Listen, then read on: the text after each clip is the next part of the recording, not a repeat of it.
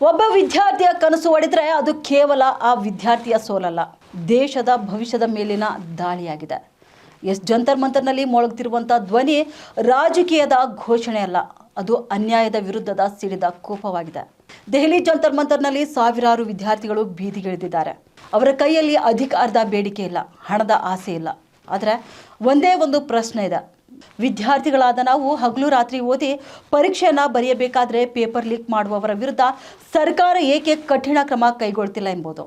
ನಮ್ಮ ಪರಿಶ್ರಮಕ್ಕೆ ನ್ಯಾಯ ಯಾವಾಗ ಸಿಗಲಿದೆ ಎಂದು ವಿದ್ಯಾರ್ಥಿಗಳು ಪ್ರತಿಭಟನೆಯನ್ನ ನಡೆಸ್ತಾ ಇದ್ದಾರೆ. ಈ ದೇಶದ ಯುವಕರು ಆಡಳಿತ ವ್ಯವಸ್ಥೆ ವೈಫಲ್ಯದ ವಿರುದ್ಧ ಇಷ್ಟು ದೊಡ್ಡ ಮಟ್ಟದಲ್ಲಿ ಧ್ವನಿ ಎತ್ತುತ್ತಿದ್ರೂ ಕೂಡ ನಮ್ಮನ್ನ ಆಳುವ ರಾಜಕೀಯ ನಾಯಕರು ಎಲ್ಲಿದ್ದಾರೆ? ಅಧಿಕಾರದಲ್ಲಿರುವವರು, ಜನಪ್ರತಿನಿಧಿಗಳು ಎಲ್ಲಿದ್ದಾರೆ? ದೇಶದ ಯುವಕರ ಭವಿಷ್ಯದ ವಿಚಾರದಲ್ಲಿ ಎಲ್ಲರೂ ಕೂಡ ಮೌನ ಯಾಕೆ ವಹಿಸ್ತಿದ್ದಾರೆ ಎಂಬ ಪ್ರಶ್ನೆ ಇದೀಗ ದೇಶದ ಪ್ರತಿಯೊಬ್ಬ ಪ್ರಜೆಯಲ್ಲಿಯೂ ಕೂಡ ಕಾಡ್ತಿದೆ. ಲಕ್ಷಾಂತರ ವಿದ್ಯಾರ್ಥಿಗಳ ಕನಸುಗಳು ನಲುಗುತ್ತಿರುವಾಗ ದೇಶವನ್ನು ಮುನ್ನಡೆಸುವಂಥ ನಾಯಕತ್ವದಿಂದ ಸ್ಪಷ್ಟ ಉತ್ತರ ಕೇಳ್ತಿರುವುದು ತಪ್ಪೇ. ಯಾಕಂದರೆ ದೇಶ ಕಟ್ಟುವುದು ಕಟ್ಟಡಗಳಿಂದಲ್ಲ, ಯುವಕರ ಕನಸುಗಳಿಂದ. ಆ ಕನಸುಗಳನ್ನು ಕಾಪಾಡಲು ವಿಫಲವಾದರೆ ಅದರ ಬೆಲೆ ಇಡೀ ದೇಶ ತೆರಬೇಕಾಗುತ್ತೆ. ಈ ಒಂದು ಚರ್ಚೆ ಯಾವುದೇ ಪಕ್ಷದ ಪರ ಅಥವಾ ವಿರುದ್ಧದ ಹೋರಾಟವಲ್ಲ, ಬದಲಿಗೆ ಇದು ಲಕ್ಷಾಂತರ ವಿದ್ಯಾರ್ಥಿಯ ಬದುಕಿನ ಪ್ರಶ್ನೆ ಆಗಿಬಿಟ್ಟಿದೆ. ಯುವಕರು ಎಂದು ಕೇಳ್ತಿರುವುದು ಅಧಿಕಾರವಲ್ಲ, ದಯೆಯೂ ಅಲ್ಲ.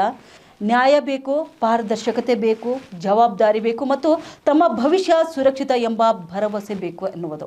ವಿದ್ಯಾರ್ಥಿಗಳ ಧ್ವನಿಯನ್ನು ನಿರ್ಲಕ್ಷಿಸುವುದೆಂದರೆ ದೇಶದ ಭವಿಷ್ಯವನ್ನೇ ನಿರ್ಲಕ್ಷಿಸಿದಂತೆ.